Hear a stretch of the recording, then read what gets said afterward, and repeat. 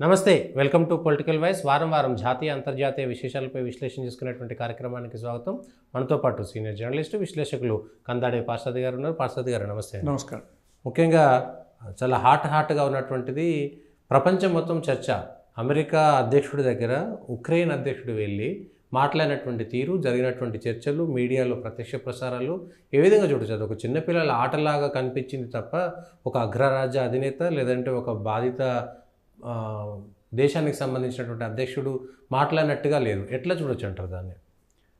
అంటే ఇక్కడ యుక్రెయిన్ అధ్యక్షుడు చేసిన ఒక చిన్న తప్పేంటంటే, అతనికి గత 3 సంవత్సరాలుగా అమెరికా నాకు గట్టి మద్దతుదారు, నాకు మంచి స్నేహితుడు అన్న భావనతో ఆయన ఈరోజు మళ్ళా వైట్ హౌస్కి వెళ్ళాడు.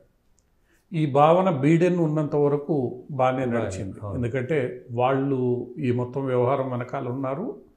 ఈ వ్యవహారాన్ని ముందుకు తీసుకురావడానికి కూడా వాళ్లే కారణం. నాటోని ఎక్స్పాండ్ చేయొద్దు అని చెప్పినప్పటికి కూడా నాటోని ఎక్స్పాండ్ చేసుకుంటూ పోవడం అనేది ఇక్కడ ప్రధానమైన సమస్య. అదే భావనతో వైట్ హౌస్కి చేరుకున్న యుక్రెయిన్ అధ్యక్షుడు అక్కడ ఉన్నది ఒక మారిన అధ్యక్షుడు. ఆయన తరహా వేరు, ఆయన డీల్ చేసే పద్ధతులు వేరు. ఆయన ఒక బిజినెస్ మెన్ లాగా డీల్ చేస్తాడు. అది రాజకీయ ఒడంబడికి కావచ్చు లేదా సామాజిక ఏదైనా కానీ ట్రంప్ డీల్ చేసే స్టైల్ ఏదైతే ఉంటుందో ఒప్పందాల మీద, అది బేసిక్గా బిజినెస్ స్టైల్లో ఉంటుంది. No nonsense style. నేను నీకు ఏదైనా చేస్తే వ్యక్తిగతంగా ఏం చేసినా నాకేమొస్తుంది లేదా అమెరికాకి ఏమొస్తుంది అంటే ఆయన ఉద్దేశంలో అమెరికాకి ఏమొస్తుంది. ఈ స్టైల్లో నడిచే ట్రంప్ దగ్గరికి వెళ్ళి నువ్వు గతంలో బైడెన్తో వ్యవహరించిన పద్ధతిలో వ్యవహరించాలని చూసేసరికి బెడ్స్ కొట్టింది. అంతే. ఇప్పుడు ట్రంప్తో గతంలో అందరూ కొత్త అధ్యక్షులు అందరూ కలుస్తున్నారు. ఇటీవల కాలంలో కలిసిన వాళ్ళల్లో బ్రిటిష్ ప్రధానమంత్రి కరెక్ట్గా జెలెన్స్కీ కలవడానికి ఒక రోజు ముందు కీవ్ స్టార్మర్ బ్రిటిష్ ప్రధాని వెళ్ళి కలిశాడు. ఆయనకు సంబంధించిన లేబర్ పార్టీ స్వయంగా ట్రంప్ వ్యతిరేక ప్రచారంలో అమెరికాలో పాల్గొంది, విమర్శల పాలైంది కూడా. ఎందుకంటే ఒక దేశానికి సంబంధించిన పార్టీ ఇంకో దేశంలో వెళ్ళి ఏంటి అంతర్గత జోక్యం చేసుకోవడం తప్పు కాదా అన్న విమర్శలు వచ్చాయి. అటువంటి వ్యక్తి ట్రంప్ దగ్గరికి వెళ్ళినప్పుడు ట్రంప్ మనస్తత్వాన్ని పూర్తిగా అర్థం చేసుకుని ట్రంప్తో వ్యవహరించిన తీరు ఈరోజు జెలెన్స్కీలో ఎక్కడనో ఆ మెచ్యూరిటీ అనేది. ఎందుకంటే 2 దేశ అధ్యక్షులు కలిసే ముందు సహజంగా ఒక దేశ అధ్యక్షుడు వ్యవహార శైలి ఎలా ఉంటుంది, దాంతో మనం ఎలా మాట్లాడాలి, ఎలా బిహేవ్ చేయాలి, ఏదైనా దారి తప్పుతోంది అని అంటే దాన్ని ఎలా కంట్రోల్ చేయాలి అన్నది అక్కడికి వెళ్ళిన అతిథి మీద ఉంటుంది. ఎందుకంటే ట్రంప్ అవుట్ స్పోకన్, అది అందరికీ తెలుసు.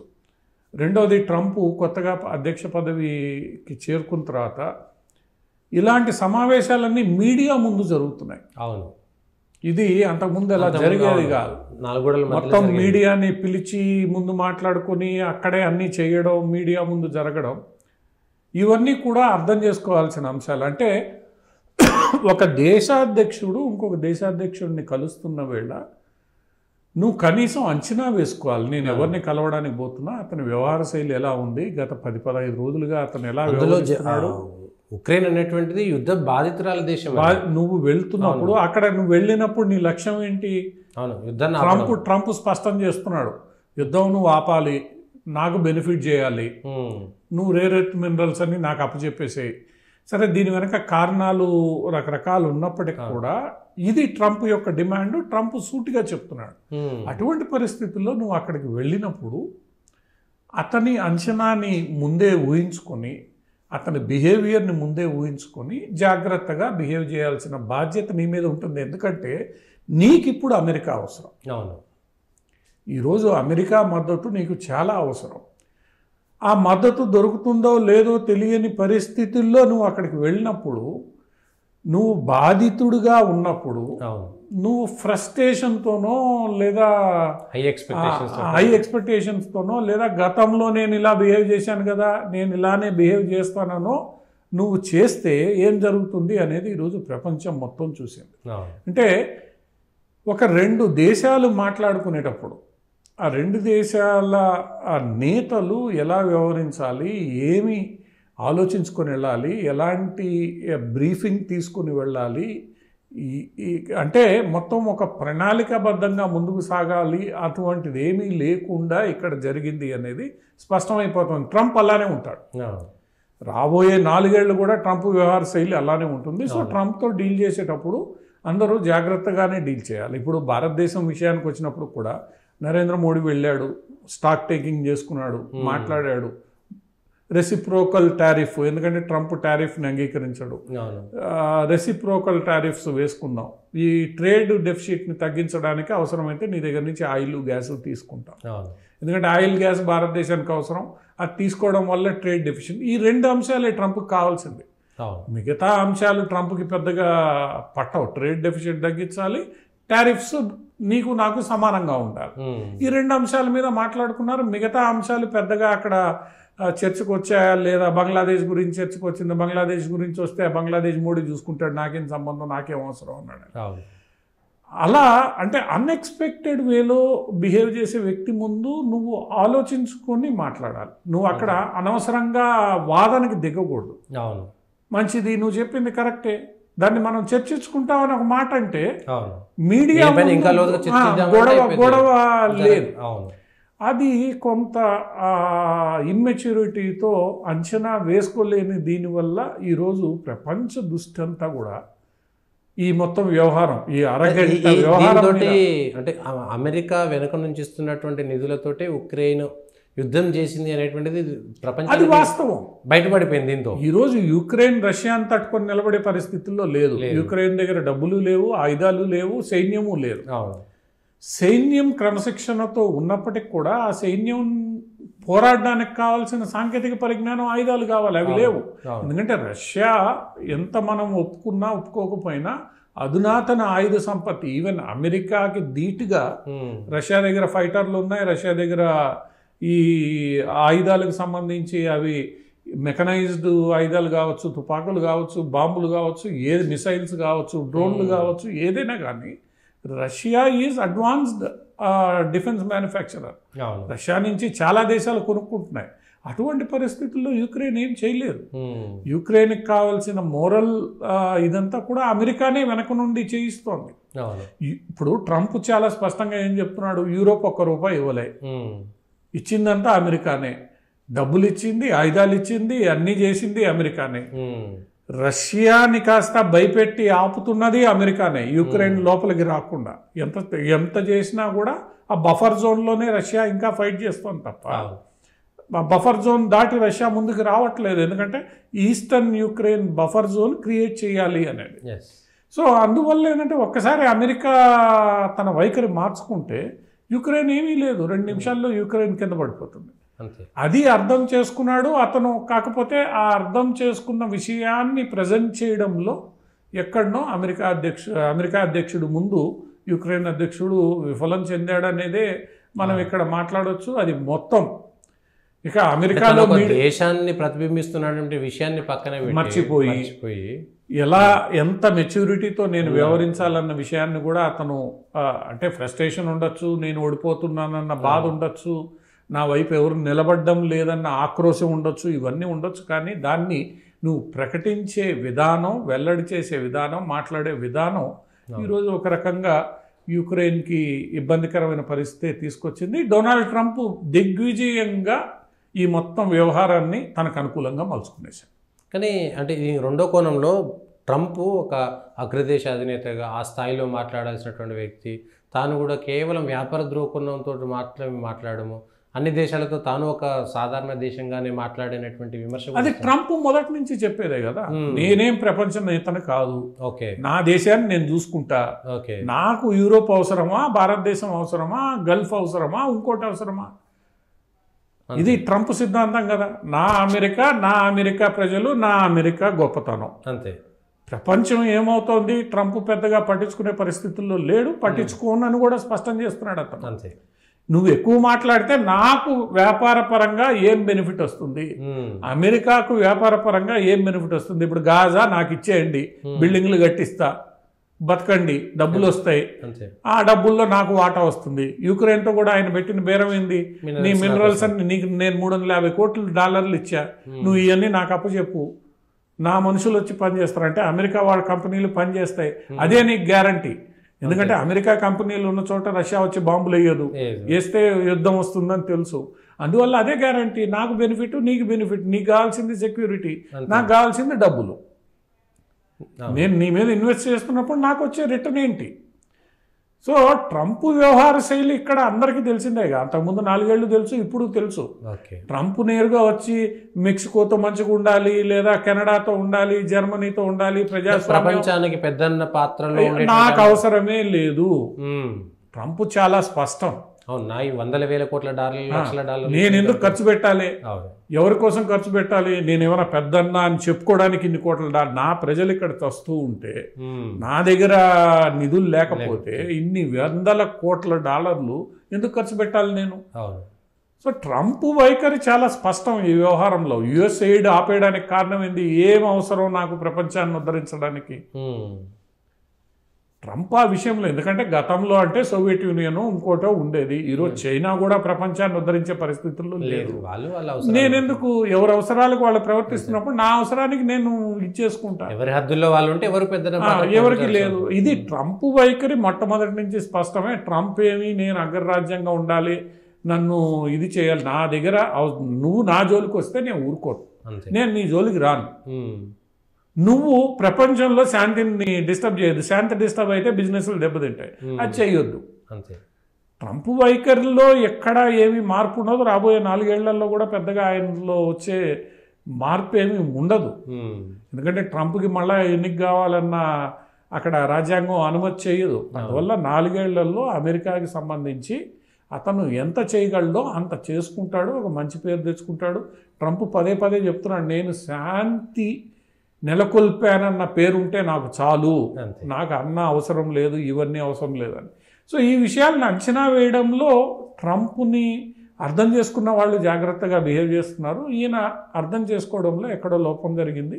ఈ మొత్తం వ్యవహారం ఇప్పుడు అది ఎలా ముందుకు వెళ్తుంది తప్పనిసరి పరిస్థితితో అమెరికా నమ్ముకొని పిచ్చి పిచ్చి వేషాలు వేసేటువంటి దేశాలన్నీ కూడా జాగ్రత్తగా ఉండడం మంచిది. ఒక అమెరికానే కాదు, ఇక్కడ అర్థం చేసుకోవాల్సింది ఏంటంటే, చైనాను నమ్ముకొని మేమేదో చేసేస్తామన్న పాకిస్తాన్ కావచ్చు, లేదా రష్యాను నమ్ముకొని సోవియట్ దీన్ని చూసుకొని మేమేదో చేసేస్తామన్న సిరియా లాంటి చోట్ల కావచ్చు, అందరికీ ఇది ఒక గుణపాఠం, హెచ్చరిక కూడా, భవిష్యత్తు గుణపాఠం.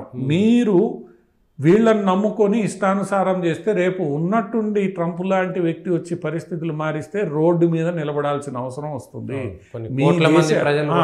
మీ దేశ ప్రయోజనాలు మీరు చూసుకోండి, ఈ గొడవల్లో పడద్దు. భారతదేశం రష్యా యుక్రెయిన్ యుద్ధ సమయంలో తీసుకున్న నిర్ణయం ఏదైతే ఉందో అది ఈరోజు అందరికీ పనికొచ్చేది, ఆమోదయోగ్యమే.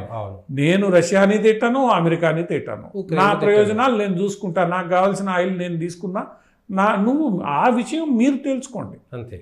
నేను ఏ మతానికి కొమ్ముగాయను, ఏ సిద్ధాంతానికి కొమ్ముగాయను, దేనికి కొమ్ముగాయను, నా దేశ ప్రయోజనాలు నేను అందరితో మంచిగా శాంతిపథం కోసం మేము ఉంటాం. ఇది ఒక రకంగా ఈరోజు అన్ని దేశాలు అర్థం చేసుకోవాలి, ముఖ్యంగా యూరోపియన్ దేశాలు అర్థం చేసుకోవాలి. ఈ యూరోపియన్ దేశాలు ఈరోజు ట్రంప్ కూడా యూరోప్ని అందుకనే తిడుతున్నాడు. మీ అవసరాల కోసం అమెరికాను ముందు పెడతారు, మీరు జోబీలో నుంచి ₹1 ఖర్చు పెట్టరు, మేము చెప్పింది వినరు. మళ్ళీ మీ గురించి మేము ఏదైనా మాట్లాడితే మేము లిబరల్ కాదు, ఇది కాదు, అది కాదని నాకు వ్యతిరేకంగా ప్రచారం చేస్తారు.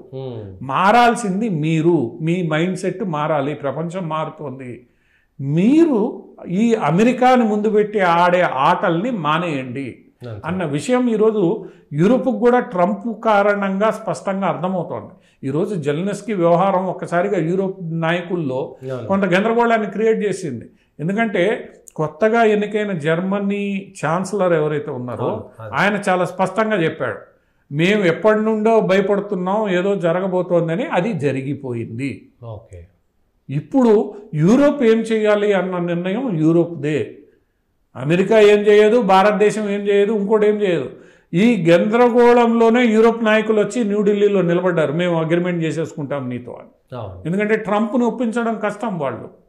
భారత్ కూడా ట్రంప్ను ఒప్పించగలిగేటువంటి నాయకుడు ఉన్నారంటే అది నరేంద్ర మోడీ ఒక్కడే. అక్కడ ఎవరు లేరు. అవును. భారత్తో కూడా వీళ్ళు ఇదే వేషాలు వేయాలని చూశారు. ఫ్రీ ట్రేడ్ అగ్రిమెంట్ ఇంతవరకు బ్రిటన్ చేయలేదు. European union free trade agreement చేయలేదు. ఇన్ని రోజులు బిగుసుకుని కూర్చున్న వీళ్ళు ఈ రోజు ఉన్నట్టుండి వచ్చి సంవత్సరం లోపల మేము ఇవన్నీ క్లోజ్ చేస్తామని అంటున్నారు. అంటే గట్టిగా మాట్లాడగలిగినప్పుడు గట్టిగా ఇది ఎంతసేపు మన ప్రయోజనాలే కాదు అవతలవాడి ప్రయోజనాలు అనేది యూరోప్ ఏ రోజు అంగీకరించలేదు. యూరోప్లో భాగంగా జర్మనీ కొత్త ఛాన్సలరు లేదా కొత్తగా వచ్చినటువంటి రాజకీయ పార్టీ దాన్ని ఏ విధంగా చూడొచ్చు అంటారు? ఇప్పుడు జర్మనీలో గత ప్రభుత్వం ఏదైతే ఉందో అది విపరీతంగా వలసవాదాన్ని ప్రోత్సహించింది. దాని పరిణామాలు ఈరోజు జర్మనీలో చాలా విపరీతంగా ఉన్నాయి. ఇది ప్రజలు అర్థం చేసుకున్నారు. ఆ పార్టీకి మద్దతు ఇవ్వకూడదన్న నిర్ణయం ఇంతకుముందే జరిగిపోయింది. అది పార్టీలు అర్థం చేసుకున్నాయి. కాకపోతే కంప్లీట్ నేషనలిస్టులకి అధికారం ఇవ్వాలన్నా లేదా మధ్య మార్గాన్ని అవలంబిస్తూ ఈ వలసవాదాన్ని వ్యతిరేకించే వాళ్ళకి అధికారం ఇవ్వాలన్నా అన్నది జర్మనీ ప్రజల ముందున్న ప్రశ్న. సో జర్మనీ ప్రజలు మధ్య మార్గాన్ని అనుసరిస్తూ వలసవాదాన్ని వ్యతిరేకించే నాయకుడికి పట్టం కట్టారు. అదే సమయంలో ఫార్ రైట్ పార్టీ అని ఏదైతే నేషనలిస్ట్ పార్టీలని ముద్రేస్తారో ఈ నేషనలిస్ట్ పార్టీ కూడా అక్కడ గణనీయంగా ఓట్లు సంపాదించింది. సో ఇవి రెండు జర్మనీలో జరిగిన మార్పులు. ఇది మొత్తం యూరోప్కే ఒక రకంగా హెచ్చరిక. వలసవాదాన్ని ఇష్టానుసారం ప్రోత్సహిస్తే ఏం జరుగుతుంది అనేది ఈరోజు మొట్టమొదట ఫ్రాన్స్ గ్రహించింది. ఆ ఫ్రాన్స్ తర్వాత చివరగా గ్రహిస్తున్న దేశం జర్మనీ. ఎందుకంటే డెన్మార్కు ఇవన్నీ, పోలాండు, డెన్మార్కు ఇవన్నీ కూడా ఈ వలసవాదాన్ని అర్థం చేసుకుని దానికి వ్యతిరేకంగా చర్యలు గత 7-8 ఏళ్లుగా తీసుకుంటున్నారు. కానీ జర్మనీ గత జర్మన్ ఛాన్సలర్ కారణంగా గట్టిగా మొండిగా వ్యవహరించింది. చివరికి ఈరోజు ఆ జర్మనీ కూడా అర్థం చేసుకుంది. జర్మన్ ప్రజలు తిరస్కరించారు. సో ఈ యూరోప్ నాయకులు ఈరోజు ట్రంప్ జెలెన్స్కీ వ్యవహారం నేపథ్యంలో యూరోప్లోని దేశాలు నాయకులు అర్థం చేసుకోవాల్సింది ఏంటంటే 1945-46లో మీరు ఏదైతే సిద్ధాంతాలని ప్రపంచం మీద రుద్దాలని చూశారో ఆ సిద్ధాంతాల్లో మార్పు రావాల్సిన అవసరం ఉంది. మొన్న జేడీ వ్యాన్స్ మాట్లాడుతూ మ్యూనిక్ కాన్ఫరెన్స్లో మీ సిద్ధాంతాలని మీరు మార్చుకోకుండా మీ సిద్ధాంతాల కోసం మీరు సగం మంది ప్రజలు నోళ్ళు నొక్కేస్తున్నారు. భారతదేశంలో కూడా అదే. బీజేపీ అంటే ఫ్యాసిస్ట్ పార్టీ, బీజేపీ అంటే అది ఇంకోటి మతతత్వ పార్టీ, ఇన్ని మాటలు వీళ్ళు మాట్లాడేసి 15 ఏళ్ళుగా ప్రజలు పట్టం కడుతున్నా దాన్ని అంగీకరించకుండా ఇప్పటికీ మాట్లాడుతూ మీరేం చేస్తున్నారు? ఈరోజు ఎంత లేదన్నా బీజేపీ 50% ఓట్ బ్యాంకు ఈరోజు సాధిస్తోంది. మరి 50% ప్రజల్ని మీరు వెదవలంటారా? మొన్న జేడీ వ్యాన్స్ అమెరికా ఉపాధ్యక్షుడు అడిగింది అదే. ఈ ఓట్లు వేస్తున్న ప్రజలు నానాటికి ఓట్ల శాతాన్ని పెంచుకుంటున్న ఈ పార్టీలని మీరు రకరకాలుగా విమర్శిస్తూ ఆ ప్రజల్ని అవమానిస్తున్నారు, ఆ ప్రజల గొంతును నొక్కేస్తున్నారు. ఇది ఈ యూరోప్ దేశాలు అంగీకరించాలి. ప్రజాస్వామ్యంలో అన్నింటికీ సమానమైన హక్కు ఉంటుంది, అందరూ మాట్లాడడానికి ఉంటుంది. అవతల వాడి వ్యక్తిగత భద్రతకు భంగం కలగనంత వరకు నువ్వు ఫ్రీ స్పీచ్ అలౌ చేయాలి. ఆ ఫ్రీ స్పీచ్లో నువ్వు జాతీయవాదాన్ని కూడా అలౌ చేయాలి. జాతీయవాదం అనగానే ఫ్యాసిస్ట్ అనడం, హిట్లరు, నాజీయిజం అనడం, ముస్సోలి ఇది అనడం, దాని మీద ఒక బ్రాండ్ వేసే ప్రయత్నం 75 సంవత్సరాలు దగ్గర రెండవ ప్రపంచ యుద్ధం నుంచి మీరు మొదలు పెడితే ఒకటే కథ చెప్తూ వస్తున్నారు. పోనీ ఆ కథని మీరు నిజంగా ఆచరించారా? సెక్యులరిజం, డెమోక్రసీ వీటన్నిటిని మీరు నిజంగా ఆచరించారంటే ఆచరించలా.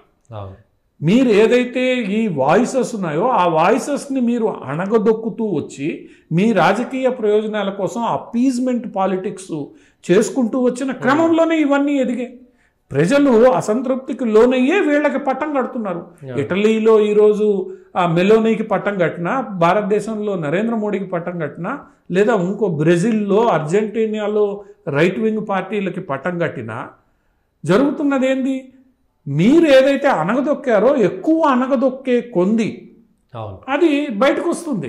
సామెత ఏదో ఉన్నట్లు నువ్వు ఎంత తొక్కితే అంత వాడు బయటకు వచ్చే ప్రయత్నం చేస్తాడు. అటువంటిది ఈరోజు జరుగుతున్న వేళ ఇప్పటికైనా మీరు మార్చుకోవాలి. మీరు చెప్తున్న దాంట్లో నిజంగా మీరు అమలు చేస్తున్నారా? సెక్యులరిజం మైనార్టీ అపీజ్మెంట్గా మారిపోయింది. ప్రజాస్వామ్యం జాతీయవాదుల గొంతు నొక్కేయాలి, ఎందుకంటే వాళ్ళు నాజీ ఫాసిస్టులు వీళ్ళు అన్న పేరుతో. పోనీ మీరేమైనా ఓటు బ్యాంకు రాజకీయాలు నడిపేటప్పుడు సమానత్వం చూపిస్తున్నారా? లేదు. ఓటు బ్యాంకు రాజకీయాల కోసం ప్రజల్ని కులం, మతం, ఇంకా మాట్లాడితే రకరకాల పేర్లతో మీరు విభజిస్తున్నారు. అంటే మీరు ఇన్ని రోజులు ప్రాక్టీస్ చేసింది ఏంది? మీరు ప్రపోజ్ చేసిన సిద్ధాంతాలు ఏంది? మీరు ప్రాక్టీస్ చేసింది ఏంది? ప్రపంచవ్యాప్తంగా ఈ యూరోపియన్ దేశాలు ప్రపోజ్ చేసిన సిద్ధాంతాలు అమలులో వచ్చేసరికి అవి పక్కదోవ పట్టడమే ఈరోజు మార్పుకి సంకేతం. అది అర్థం చేసుకోకుండా ఇప్పటికీ ప్రజలు అర్థం చేసుకున్నారు, ప్రజలు మార్పు కోరుకుంటున్నారు.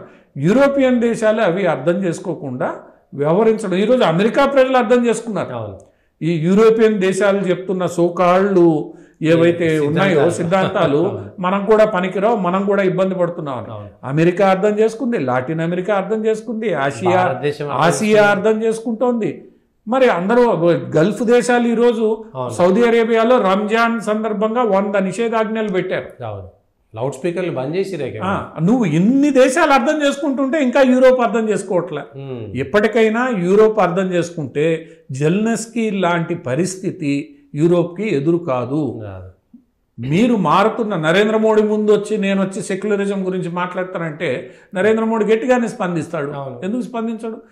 నువ్వు గౌరవ అతిథి కాబట్టి నిన్ను నేరుగా బూతులు తిట్టకపోయినా, నేరుగా నిన్ను పరుష పదజాలంతో తిట్టకపోయినా చెప్పాల్సింది చెప్తారు కదా, చెప్పాల్సిన రీతిలో. అది అర్థం చేసుకోకుండా యూరోప్ నాయకులు ఇప్పటికీ మేమే ప్రపంచానికి సిద్ధాంతకర్తలో, మేము చెప్పిందే ప్రపంచం వినాలన్న అహంకార ధోరణి ఏదైతే ఉందో అది తగ్గించుకోవాలి.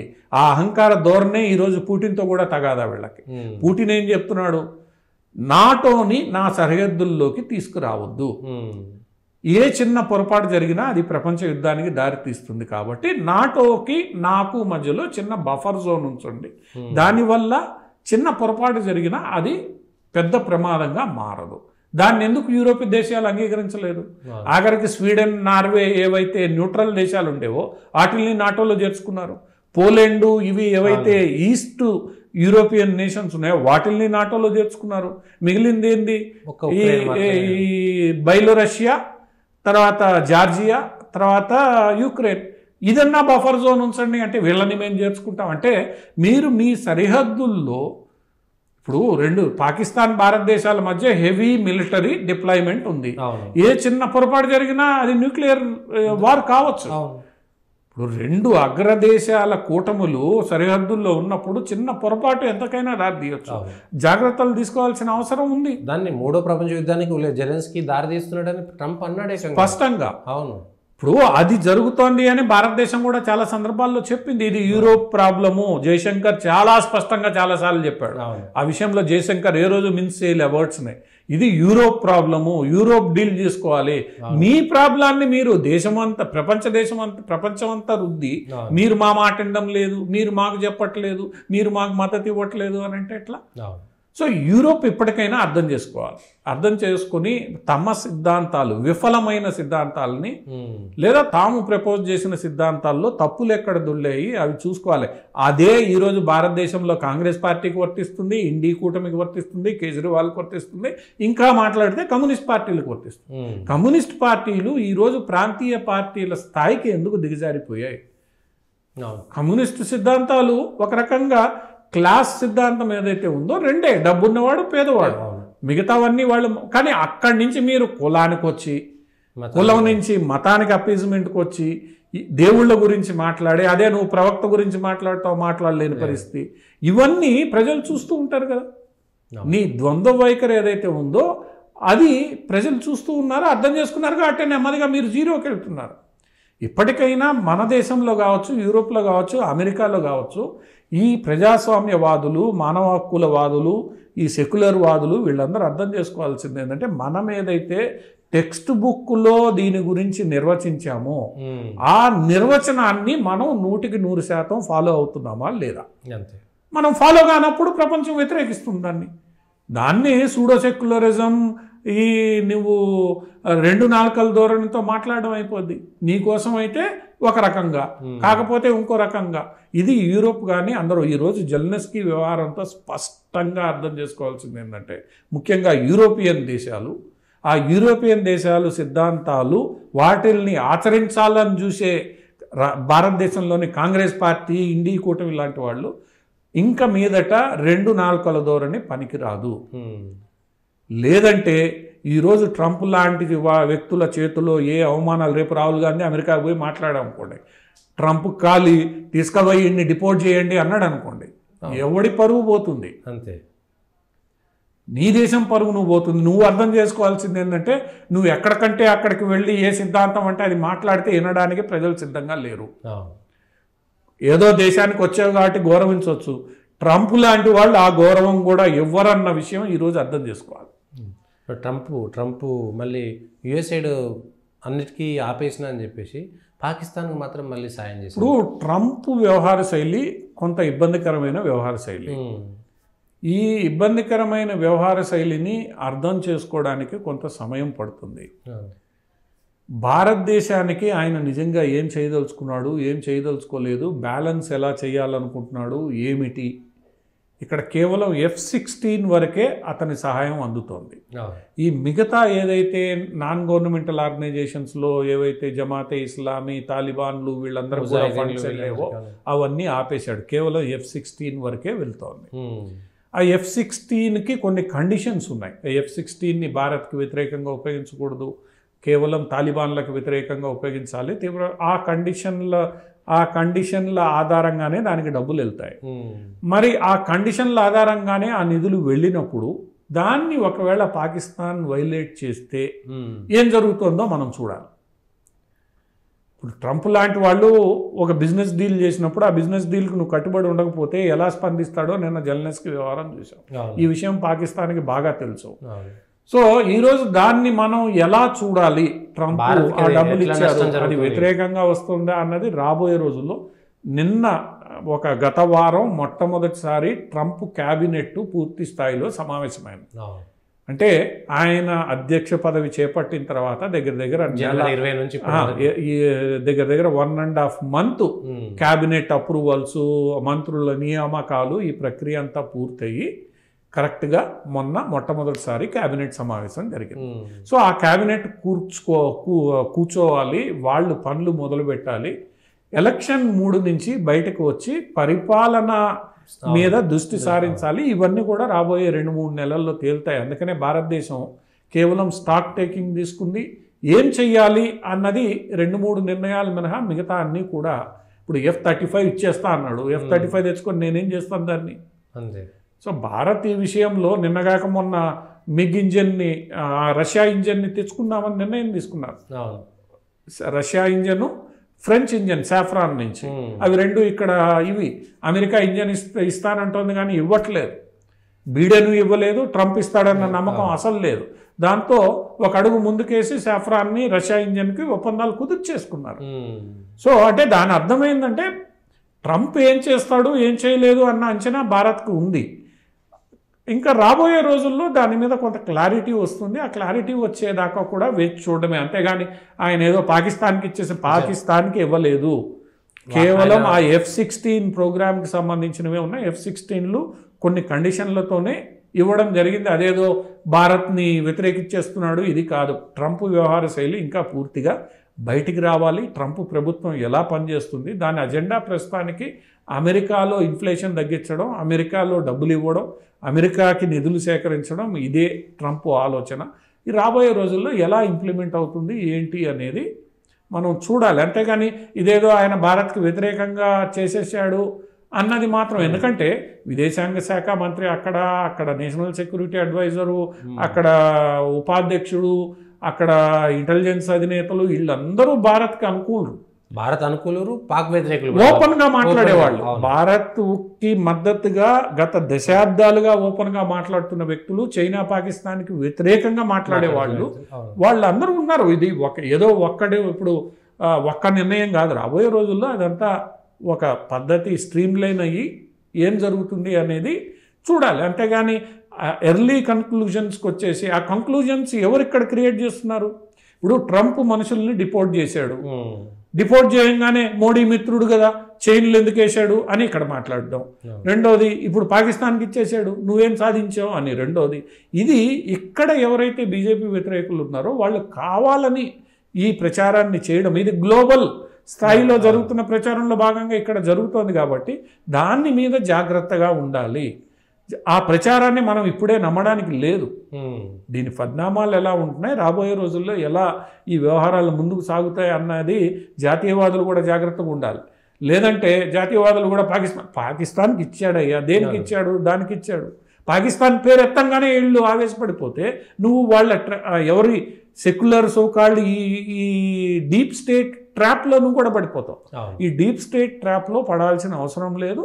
మనకి సమయం ఉంది, ఆ సమయాన్ని వేచి చూడాలి. తగిన సమయంలో మనం నిర్ణయం తీసుకోవాలి తప్ప ఇదేదో వ్యతిరేకమని ఇంకోటి అని అనడానికి ప్రస్తుతానికి లేదు. రాబోయే రోజుల్లో పరిణామాలను బట్టి చూసుకోవాలి. ఈ మొత్తం ట్రంప్ గత 1.5 నెలగా చేస్తున్న పనులు ఏవైతే ఉన్నాయో, జరుగుతున్న పరిణామాలు ఒకటేంటంటే భవిష్యత్తులో ఈ సోకాల్డ్ దుష్ప్రచారానికి అవకాశం ఉండదు. 2 నాల్కల ధోరణికి అవకాశం ఉండదు. అగ్రరాజ్యం యూరోప్ చెప్పినట్లు ప్రపంచం వ్యవహరించదు, అమెరికానే వ్యవహరించదు. సో ఈ మార్పులు రాబోయే రోజుల్లో మనకి ఇక్కడ స్పష్టంగా కనిపిస్తున్నాయి. అవి ఎలా స్టెబిలైజ్ అవుతాయి అన్నది రాబోయే సంవత్సరంలో ప్రపంచం తెలుసుకుంటుంది. ఎందుకంటే జర్మనీ తెలుసుకుంటోంది, ఫ్రాన్స్ తెలుసుకుంటోంది, ఇక మిగిలిన ఒకే ఒక దేశం బ్రిటన్. బ్రిటన్లోనే ఇప్పుడు అత్యంత ఉదారవాద ప్రభుత్వం ఉంది, లేబర్ పార్టీ. సో బ్రిటన్కు కూడా నెమ్మదిగా అర్థమవుతుంది. ఎందుకంటే నిన్న ఆయన వ్యవహార శైలి బోరిస్ జాన్సనే విమర్శించాడు. అవును, బ్రిటన్ ఇది కీవ్ స్టార్మర్ అక్కడికి వెళ్ళి అడుగులు గుమ్మడుగులు ఎత్తినట్లు స్టేట్స్మెన్గా వ్యవహరించలేదు. ఇవన్నీ కూడా బ్రిటన్ పత్రికలే రాయడం మొదలుపెట్టాయి. సో తప్పదు, నువ్వు అక్కడికి వెళ్ళి నేను అంటే ఆడు నిన్న జెలెన్స్కీకి జరిగినట్టు జరుగుండేది. అందువల్ల ఏంటంటే అర్థం చేసుకొని ఈరోజు మారాల్సిన బాధ్యత ఈరోజు ఈ సోకాల్డ్ ఈ నెట్వర్క్లో భాగస్వాములుగా ఉన్న దేశాలు కావచ్చు, లేదా ఈ పార్టీలు కావచ్చు, వ్యక్తులు కావచ్చు, వీళ్ళు అర్థం చేసుకోవాలి. అది అర్థం చేసుకుని మార్పుని అంగీకరిస్తే వాళ్ళకి భవిష్యత్తు ఉంటుంది, లేదంటే వాళ్ళు ఎవరికి కూడా భవిష్యత్తు ఉండదు. ఓకే, థ్యాంక్ యూ పార్సాద్ గారు. ఇది వారు ఉన్నటువంటి జాతీయ అంతర్జాతీయ అంశాలపైన విశ్లేషణ.